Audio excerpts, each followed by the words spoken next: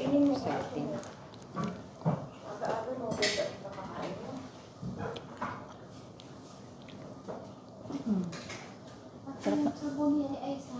Mahal, may pansit doon kung gusto mo kumain. Ay, huwag masarap yung salmusal. Pansit. Yan, mamamaho nga lang. Okay na yun, parang hindi masarap ulo mo sa Long life ka talaga, mahal, kasi pansit. Sinalutuan ka natin na ng pansit.